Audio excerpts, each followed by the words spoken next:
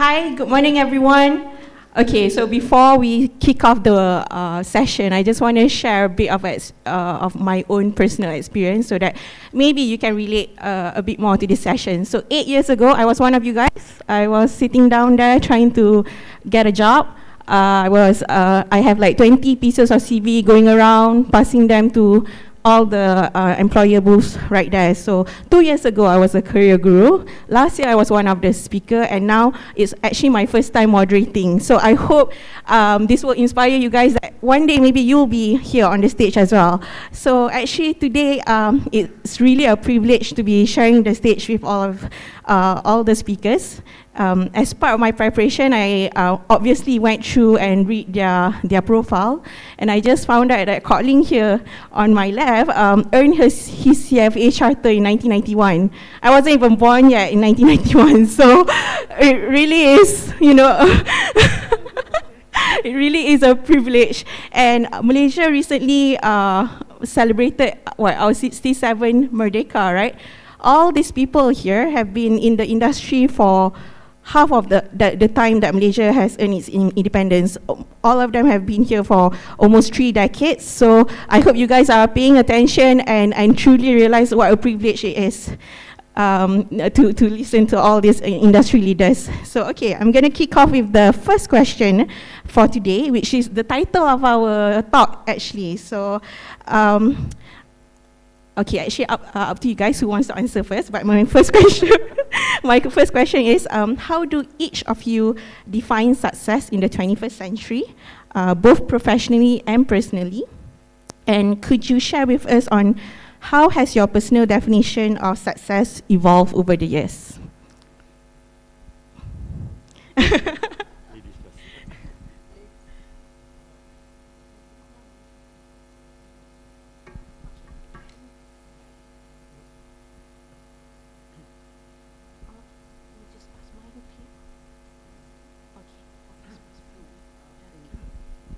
Thank you. Actually, Courtling should go first. Your roles here. Anyway, it's supposed to be a chit-chat session to a certain extent, sharing our experience. So I see quite a number of young people here. And without a doubt, first thing we think about success is to have a career, that you enjoy. That is very important. And when looking at young people, same as most of us when we first started out, you may not know what you want, which is fine. To me, it's always fine. You should go out and explore, okay? Regardless of what field you're from, be it finance or engineering or any other things, first thing for me, the way I define success is you must actually like what you are doing. Because it's only when you enjoy what you are doing, then it will be sustainable. Okay? If not, it become a chore to be doing it. So I want you to take home in terms of what can you learn, of course, when you're young. After that, what can you contribute? And it is fine to change job as well, because I see very young faces here. My children are 22 and 26. One is still schooling university, another one has started job. And I understand the young people. After 2 years, 3 years, they say, I'm bored, I'm looking for another thing already. But it is fine, because whatever you learn, you take with it. We, as your supervisor, as your friend, as your employer, it doesn't go with us. That's what I always share with my new people, because you take the good and the bad. Okay, but you must learn. You should take the good, of course, and to continue it. So what is success to me? Dollar and cents aside, is actually to help the younger generation, whether you're 20, 30, 40, to find their passion. Okay, that's one thing, to start off with that. I think the second thing to me, success, is also to share with them how to plan in terms of their wealth. Okay, I use the word wealth because the basic needs of a person is always there. You got to meet your basic need before you can help other people. And I use the word wealth or capital, whatever you can call it, is because all of us work, and in the end we do retire, and we want to enjoy our the later part. So how do you build and build your wealth? I hate to say this. I always use an example is that many times when the employees complain, they will say, Sweat, I'm not paid well enough. Okay, my pay is not growing as fast as the CPI, or the CPI is not real. CPI 4% is not real. The real CPI is 10, 20%, which I understand. But I always go back to an employer job is to give you a job that is stable and for you to learn. The employer's job in terms of your increment, if I may say it, is just to meet the CPI. It's not to go above the CPI, right? And the CPI makes up of a basket of goods. I think all of us here know. We tend to compare against the one that has gone up the most, but we don't compare against the one that doesn't. But long story short is, an employer's job is to give you an increment similar or slightly higher than CPI, but it is your role to grow your own wealth, okay? And to grow your own wealth, be it you're an engineer or doctor, you need to know a little bit about investment and finance. That is what I feel. It is the same as when people say, oh, Kok Lin makes so much money that he bought 3 houses. But when he buy the second house, that means he's taking an investment risk. He took the risk. We only see him making money. Are you ready to take the risk? If you don't take the risk, you cannot say that, I want to be as rich as Kok Lin because he has 3 houses. But he took the risk of buying the house, and there is an opportunity of loss there when the market is down, or when the property market is down. So long story short is, I define success when you are happy doing what you are doing, whatever profession you are, and you can help somebody to build their whatever nest that is necessary. And being that means that you don't need to be a fund manager. You can even be a marketing financial consultant. Because being a consultant, you're helping people to build their core, capital growth and whatever advice that you can give them. I think I've taken too much time already. Yeah. Kok Lin, you want to go next? Okay. Hi. Just a couple of things first. Firstly, I also remember when I joined the CFA Society about many years ago. I started my career sitting as a moderator because we were organizer. Then today I migrated to become a panelist. After this, I'll become volunteer in my booth, single asset management, and next year I'll try to sit there with you. That defined my progress, which is very different from Farah progress. Well, I think Farah asked a question, say that my career turning point, and I try to think about, sitting there like you as well. I think very hard. I think like it could be something very different, but honestly, it's that when I started my career, I come from a humble background. So the first thing is say, hey, I want to get into big company, so multinational. So I went to Citibank, right?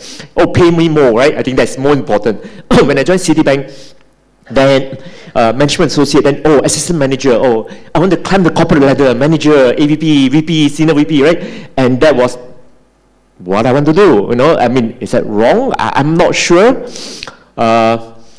But I think the turning point, like Farah was asking, is that, when I was there, I working day and night. And after that, basically, I moved into the stockbroking industry, the sell side in 1990s. It was very new in the industry. And then when I come back to that Baring, HSBC, the stockbroking industry, I realized that there's no corporate ladder to climb. Because even though we are part of the big organization of Baring, HSBC, but you need only like 5 people. Either you are analyst, and you can be analyst for the rest of your life, right? And therefore, sometimes it's also where you are, And maybe it was influenced by my industry. And as you go around meeting a lot of fund manager analysts in the world, you are either fund manager, analyst, and the rest are no different. And then therefore, again, I was thinking that my success then was try to define by money, of course. Hopefully they pay me more bonuses. And of course, as an analyst, you hope that you make right call, right? And then therefore, there is a drive. You want to have a break, like, I make the right call, whatever. Of course, in life, you also make a blunder as well. There has always been.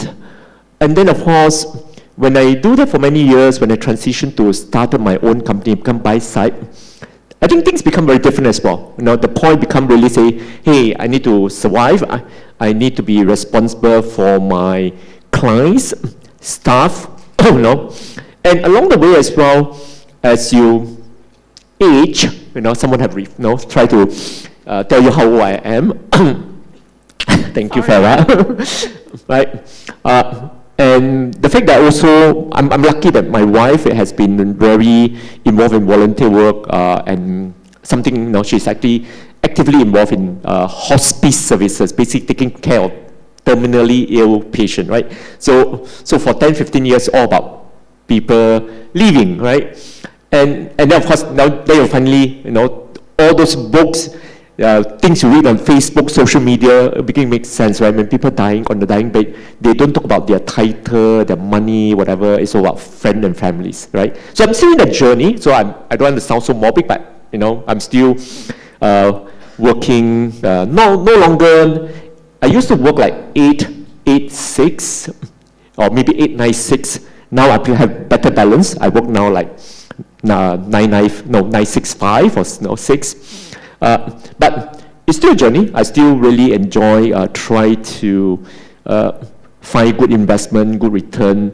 But most about growing my staff. And we do have a very interesting internship program, and I enjoy that. And in fact, I learned quite a lot of feedback from that. So I think I can't be able to tell you what should be right or wrong, but I can say that it's my journey. Perhaps Nisa can tell you much interesting one. Thank you, Colin. For me, how I define success, as I have found it through the years, if any of you remember a Venn diagram, if you draw 3 Venn diagrams, I mean 3 circles, one is on what you like to do, another one is on things that you are passionate about, and what you're doing, and then last one is like what you get paid for. So the area of overlap, the shaded area, that's where, if you can find that in your career, in your life, that would be good, where you're doing something you enjoy. I think Sweat has mentioned that, and Courtney's mentioned that as well. You do something you enjoy, something that you are good at, and also something that you are paid for, because you can like singing, but if you're not paid for it, then it's just a hobby. So you do need the intersection of the 3 circles in order for you to be successful at your career. And for success at life, I would define it as another paradigm, another angle to it, which is that you need to have meaningful and loving relationships in your life. So you could be very successful at your career, but if you lack meaningful connection with others and you lack a place in society, then to me that's less successful. If you have all of those components, Farah, that's my definition of success. What about, do you have any, has that definition changed over the years for you? I think it has. Probably like Colin said, when we started out, when I started out, I was an analyst first, and then a portfolio manager, and then you just see the career ladder to being, either you want to become a specialist, you can be an analyst forever, or you can be a fund manager, or you can go up to management. But then I think if you have other, I think I found other definitions, and to expand outside of that and to learn other areas, not just one ladder. Okay, that's actually very interesting. I think everyone started off probably thinking the same way as you guys are now. Everything is about like that first pay, that money, and then after the basic hygiene is taken care of, success just grows bigger than that, right? Like, it's about giving back. It's also about building a life outside of work. So I think in general, we all as humans can relate to that. Okay, I think it's good for me to go. Okay, I think I sort of already covered this.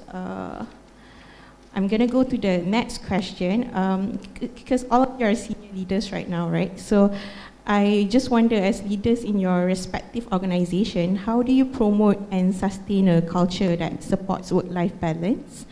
And can you share any implemented policies or initiatives that have been particularly successful? This is a good opportunity for you to market your work life, your workplace as well to the young ones.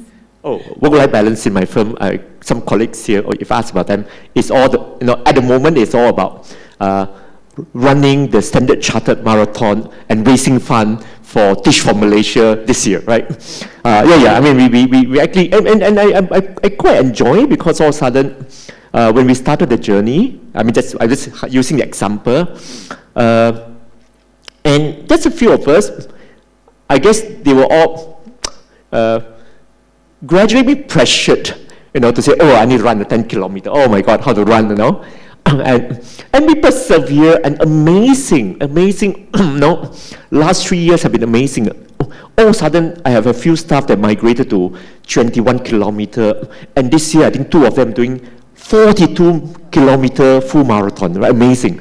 And all of them are signing up for gym themselves, whatever. To me, it's wonderful, right? It is, and of course, we put our emphasis, it's about culture, right? We don't specifically say that how to work-life balance. I think to me, work-life balance is not about working number of hours as well. I mean, they all look very, very hard. As I say, I used to work, 8, 10, 6. 8 a.m. to 10 p.m., 6 days a week. I improved my work-life balance, as I say. Now I work 9, 6, 5.5. So, but it's very difficult to define, because, but line of work actually for many of my staff, we really have flexible hour, and purely because I know my staff 10, 11 a.m., p.m. in the morning, they may still be dialing into a conference call with some US tech guy listening. I mean, so clearly, once you find people who are enjoyable, passionate, all this will work out by itself.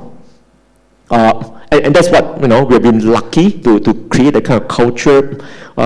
So we don't really define, say, hey, work life, and it's actually very much individuals. So we just attract people that share the same mindset as well. Yeah, thanks.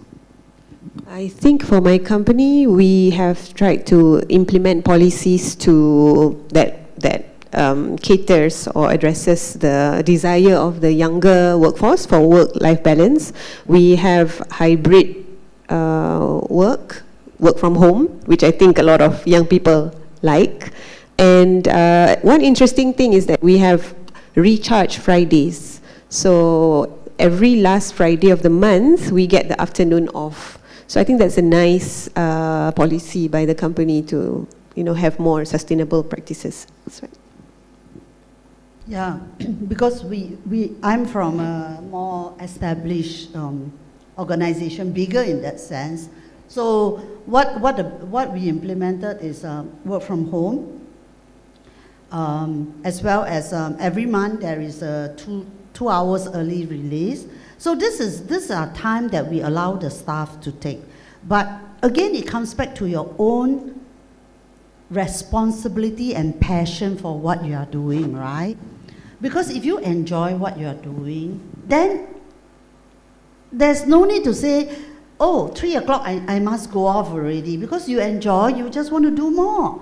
But officially, the time is given so that they have the flexibility to do what they want.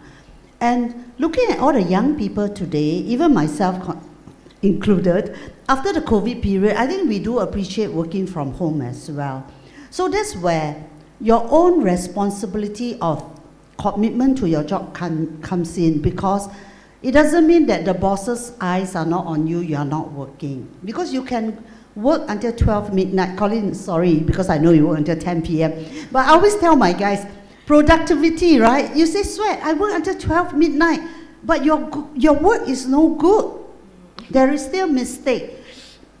How do I reward you? How do you want me to reward you?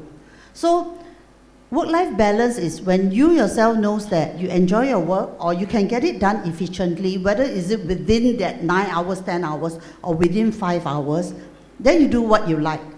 And like Colin said, we also try to encourage bonding with your colleagues. Unfortunately, the response is quite bad. Not everybody like to bond. I realized that every time when we organize it, it's only about 30% the regular turnout. The same people, they like to get to know each other, they enjoy. The other 70% just disappear. I think it's because of our industry. We're in the investment industry, mostly introverts maybe, so it's only the extroverts that come But I want to be fair to those people that don't join. It doesn't mean they are no good in their work. Okay? So I got to be fair. It's just that we organize, but if you do not want to participate, but you continue to deliver whatever is your job responsibility, I think we do recognize that. Yeah. Okay. I actually have one more question, but I also noticed there's a lot of pending questions from the audience. Is it okay if we take one of them? Because some of it is actually quite interesting. Okay, how do I show the question on the screen? I have no idea. Okay, now I'll just read it out. This one is addressed to Mr. Kotling. As an analyst, how did you face failure when you made the wrong call? Good question. I don't know how I face failure. I make many wrong calls. So basically, I tell my team that, I think it depends on what types of failure. I make a lot of blunder along the way. So the only thing, I tell my team basically say that if we are able to consistently make 60% or so of call that's right, I think it's very, very good. Don't aim to be 100%. It's almost impossible. There are people there, but certainly not us. The key thing is not so much about how you face failure. Is depending on how much work you put in before. If you've done a lot of work, do a lot of risk management, and so there's a Chinese word called 尽人事 听天命, meaning that if you try your humanly best to understand, manage whatever, the rest you have to leave it to the God. Because even though, let's say, we know very well, and then for whatever happened, share prices have to drop, right? And that drop, is a failure? May not be. It may be temporary, or maybe something happened, right? So that kind of failure, I think is okay, right? The more difficult failure is a failure you took it for granted. You don't pay enough attention, right? You overlook. You don't learn from your previous mistake. Those failures are very tough, very painful. And when I was in the industry, there's a very famous saying that some more senior fund manager was telling me, it basically say, fool me once, shame on you. Now, if you fool me, either a company, an analyst, fool me once, shame on him for fooling me. Fool me twice, shame on me. If I'm being fooled by you again, it's my mistake. I think, therefore, it's really how you want to determine what kind of mistake and how do you own up and how do you face it. Yeah. Hope that answers your question. Can I add on to what Colin has said? It is very true that I don't think all of us can get it right 100% of the time, right? So all of us will face failure, be it in your stock selection or your investment. But the most important is to learn from it and to cut loss fast. I always use the term, or I learned it during my initial part. There was a stock that I loved so much, and you actually thought that you have extra information. That stock, when I bought it, was 120. It went up to $5. And when negative news or rumors come out, Because you think that you know more, the stock keep dropping. I refuse to take my profit or cut my losses until you went back all the way to 30 cents. So what I learned is, don't fall in love with your investment. They are not your wife. They are just a girlfriend or boyfriend. You must know when to cut. Okay, all of us I'm sure Colin has his wrong calls, and most of the people will tell you, I've made this call, I make so much. Nobody will ever admit to you that I make losses. Okay, I mean, we will not. It's only when we know you very well, then I say, shit, I cannot, I got something. Because in front of all of you that we don't know, we want to appear good, right? But nobody is perfect. And like what Colin said, when we are fund manager, that's the difference between a fund manager and an analyst.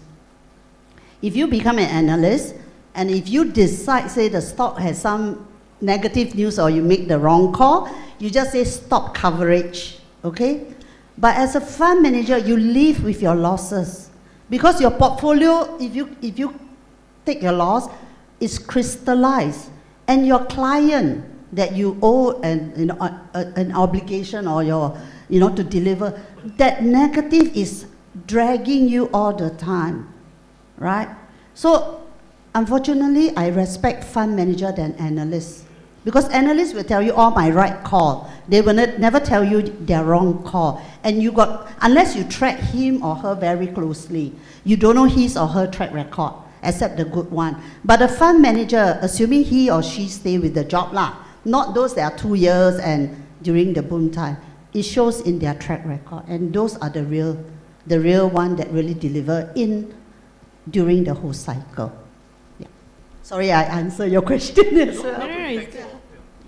Okay, I think there's some question that was voted up. If you scroll up, okay, so one of the questions, since all of you have such a long experience, what values have you seen that is the most persistent? Yeah. Values at work, I assume. So I think one thing that comes to mind is that valuing or putting the company or your work above yourself. I think that's something that maybe when you're young you don't really see that. You feel that you should put yourself above everything in your life. But as you grow into your career, and if you love doing what you're doing, like Sweat said, then if you are allowed to go home at 3, but actually you love what you're doing and you want to finish it up and have a clear weekend. I've done that. So just work late on Friday night and then clear the weekend so that my boss has the response or the information from me on Friday night. So you look at what is needed, what is the outcome needed at that time, and you put it above yourself. But of course, it's a balance. So don't put too many things above yourself. You also have to put yourself first. Colin or Sweat, do you? Yeah, just to add on, actually, I think investing or any career at all, I like to say that it's a marathon. It's not a 100-meter dash. And to do a 42-kilometer marathon run, you have to follow your own pace. Don't really, it's not competing with each other. If for all of you who have run, a lot of people who rush off in the first 3 kilometers, after a while, they start walking, holding hands, taking picture, but it's really about knowing your own pace. Nothing wrong, right? At the end of the journey, it's about life pace. So that basically, if you talk about work-wise, I think 2 things that I think is very important. One, of course, sounds very universal, is about integrity, I mean, if you look at what Warren Buffett say, when you hire people, the first thing you see, really, the integrity. It's not your skill set. It's not to say whether you have CFA or not, but it is important you have CFA. And, it is about integrity. And I think as you go along the journey, you realize it is so important because it is by you doing that, you meet a lot of people, and that will eventually, carry you through. The other thing I think is a bit contradictory, but really I'm old school, right? So hard work, unfortunately, is very important. right? Because, even though it could be very good, we can say work smart rather than work hard, whatever. But there is no, at least from my perspective, there's nothing still replace the number of hours. Of course, like Sweat said, if you're in the office just staying long hour playing your latest Wukong computer games, that is not really, right? It's all about, let me give an example. If you were to go away today, anything you take away from me, go and look for a book called Bounce, B-O-U-N-C-E, Bounce, right? It's written by a British guy who is once a global ping pong table tennis champion, right? Long and short is that, it's all about consistency, 10,000 hours of training. So basically, whatever you do, if you do consistently, purposefully for 10,000 hours, you could be among the best in the world. And he gave a lot of example in that book to say that, hey, today if you think of it, Beethoven was such a genius. No such genius. Today, kids younger than Beethoven can play as well as Beethoven, right? So in fact, there's also a professor say that, hey, I want to test the theory. So he got 3 daughters, and they say, I need to find something. Of course, if you're a small size, you can train like for me, train 10,000 hours to do high jump or basketball. I may not be successful, right? So you find something that's more meaningful. Chess, international chess. And today, all the 3 daughters are grandmaster of the world. Of course, you may say, hey, Coughlin, you say Formula 1 drivers. Hey, Grab drivers drive more than 10,000 hours a day, right, in their career. But it's different. That's not purposeful, right? You can be driving, you can be doing your analysis, look at that, but you're not purposeful. The key is being purposeful and 10,000 hours. Thank you.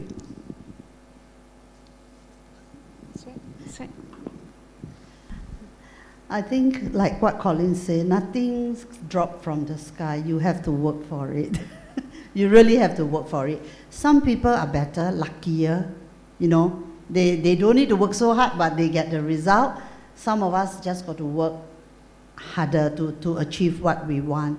But it's not relevant to this question. But if you're, okay, I'm just talking about investment, Coughlin, just in general. Investment is hard work, and it's also an art, right? Because certain stocks can continue to be low valuation, which is what we all learn, but the stock continue not to perform. So that's where the art part of it coming. And this is the part that is very, you can't teach a person, you can't teach the analyst on it. They got to grow with it and to feel the momentum, to feel the market itself, right? But the hard work is there because Warren Buffett does it, most people does it, right? But if you want a fast one, then of course it's a separate issue. But if you want to have a sustainable career in it, it has to be hard work. So we are talking about investment as an analyst. I mean, you guys should be aware that in US, there are analysts that are 60 years old. They continue to be called an analyst. But unfortunately in Asia, after 5 years, everybody wants to be called a fund manager. I'm guilty of that. Yeah. So if I'm still an analyst, means something wrong with me. But I think we got to go beyond it. It is your job. It is something that you must continue to know, to learn. That's why in my firm, my fund manager are also analysts. I refuse to have a research department where analysts are analysts, fund managers are fund managers, and they say, oh, I manage fund, I take the ideas from the analysts. My fund managers got to go out and roll up their sleeve and go on the ground. If not, you got no conviction in what you invest in. Yeah. Thank you. I think actually there's a lot more questions, but there's one in particular that I'm also interested in. So since I'm the moderator, I get the right to choose. So there's this question that says, how do you find your purpose to avoid burnout and perform consistently at a high level, especially once kids, elderly parents, life factored in as well? Okay, all of them are parents, by the way, with their children here, so this is timely, I think. I think you just got to find what you enjoy most, right? All of us get burnout, and then you just got to no. For me, it's traveling, right? You just travel and treat yourself better.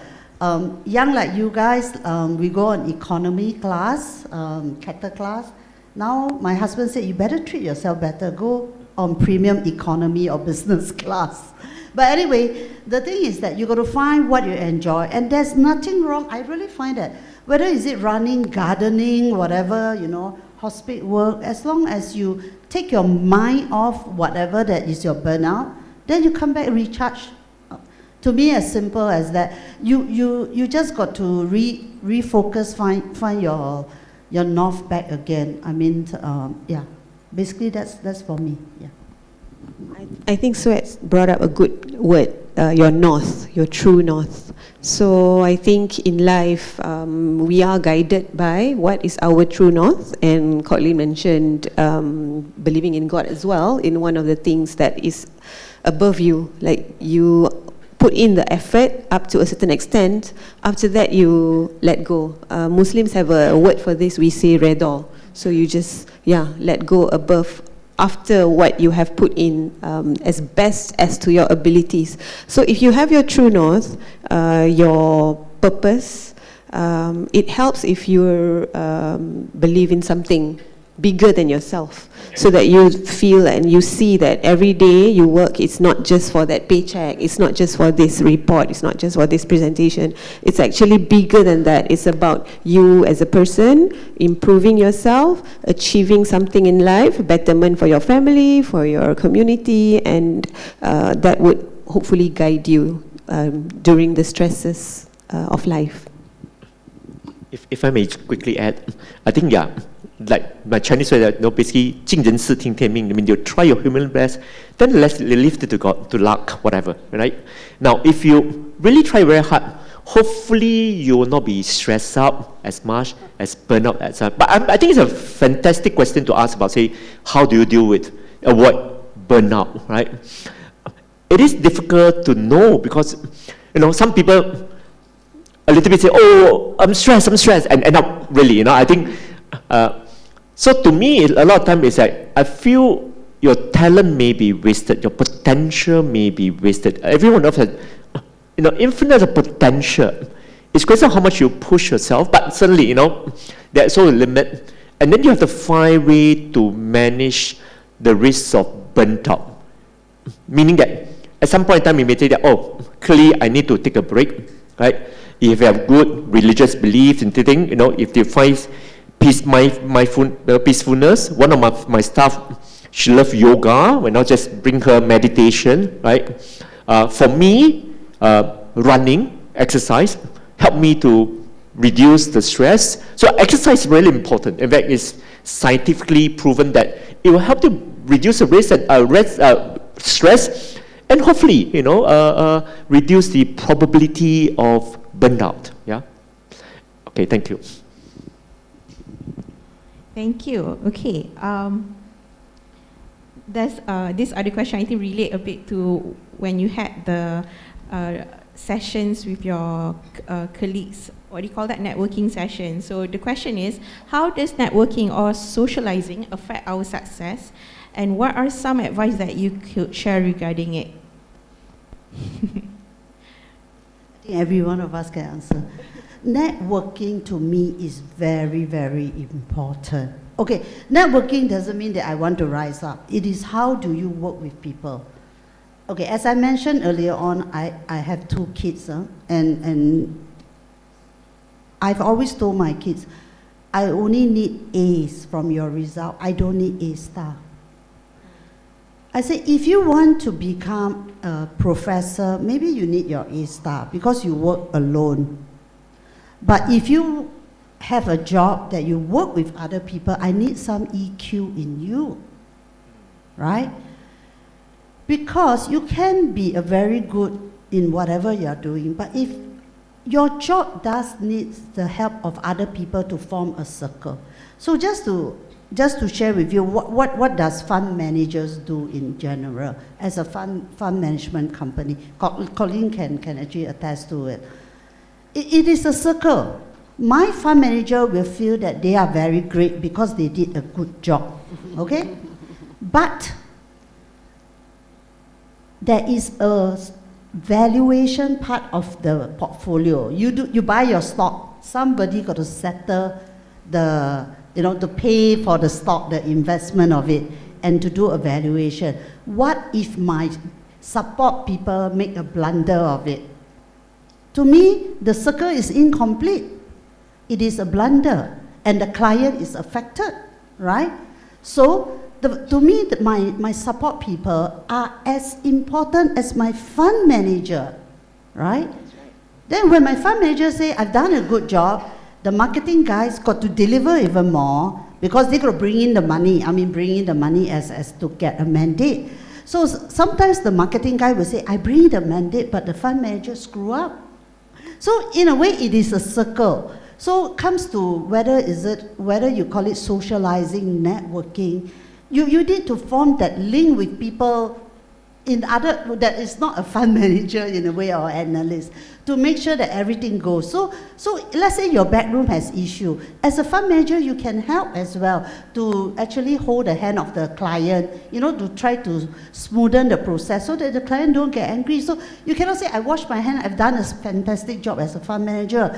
So your EQs come into play. So the networking, the bonding, everything is important.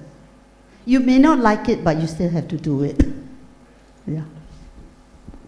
I agree with Swet. I think a lot of people will probably not enjoy networking per se. Even I'm actually an extrovert. So extrovert means when you socialize with people, your energy level goes up. So actually it's good, networking is good for people like me. But even I also, as an extrovert, find it unnerving, it can be awkward, like you're bringing your glass of water and you're trying to talk to someone new, and what do you do, where you're from, oh, I'm this. So it's not enjoyable by a lot of people, I'm sure, because if I'm using myself as a ruler and I know that I'm an extrovert. But I think it is important if you want to get ahead in your career.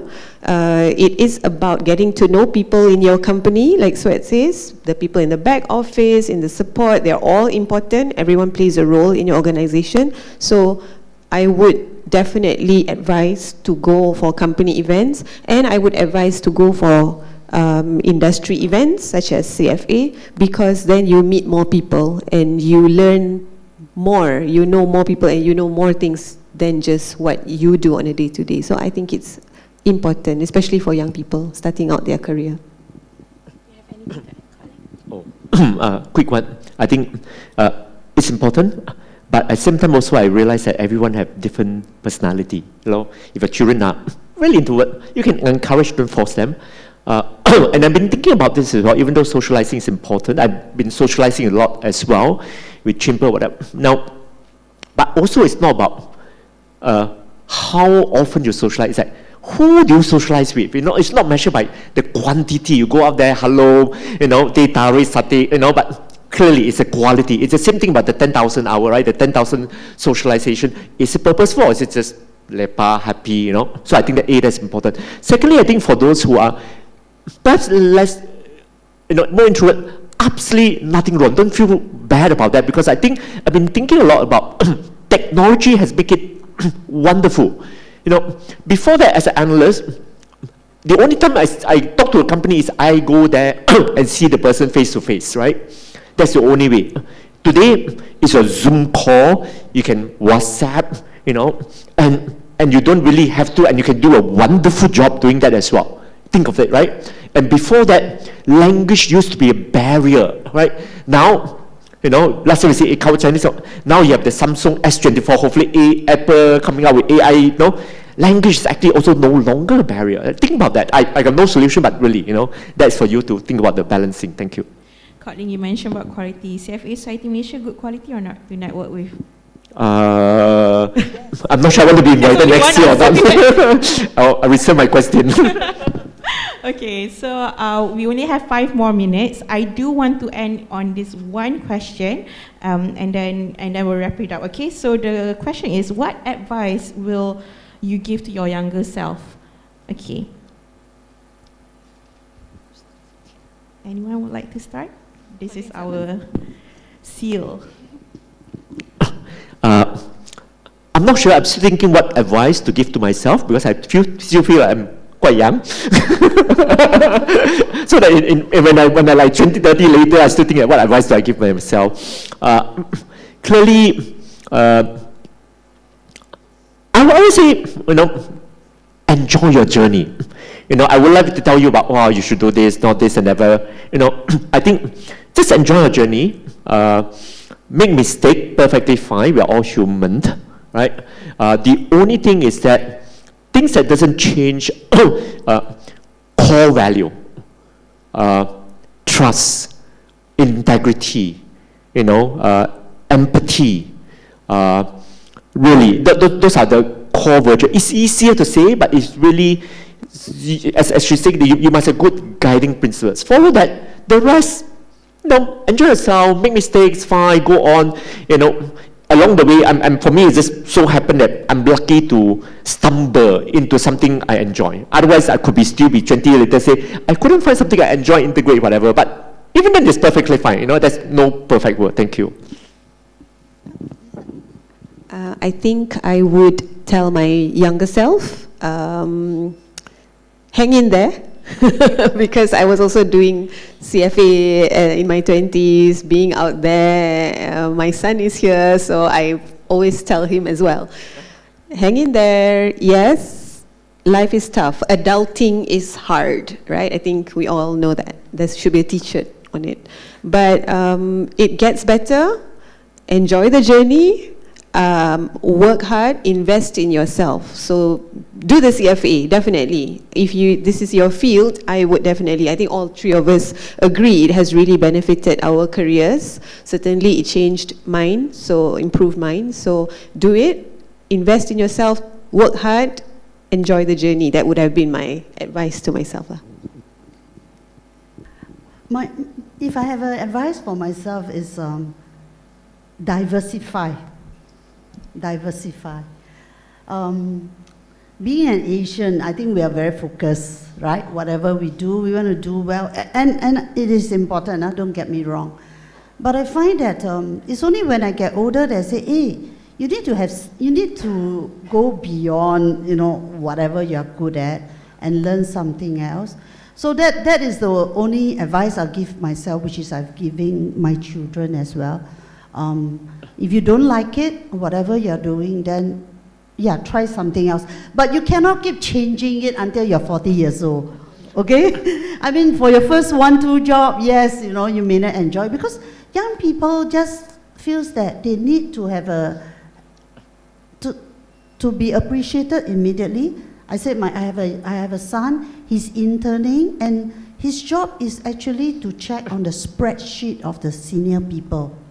Because they are subject matter expert in terms of some valuation thing. So he says it's so very, very boring, But I say, you're right at the bottom. What do you expect? Do you think people want you to write the spreadsheet? No way. So do the dirty job up. At least you're not asked to do photocopying, which we were asked to do initially, right? So you still got to go from the ground. But of course, what I'm hopeful is that you learn fast and you can actually implement fast whatever you learn, and then ask for new job, ask to diversify, to broaden, so that you can appreciate another person's job. Then you can help the other person. One of the joy is when you help other people. It's not always about me being the super whatever, I'm the best in the class. But once you learn to help other people, I think there is that joy as well. Yeah. Can I say, Ron? Yeah, sorry. Just quickly, I think eventually, ultimately, I think it's very, philosophical. Success is defined of how you help other people, like Sweat say, right? That's first point. I know time is up. 2, She talked about photocopying, and I'm not sure if she said that, right? But we have very good internship program. I'm promoting my internship program. Amazing. Go to Singular website on internship.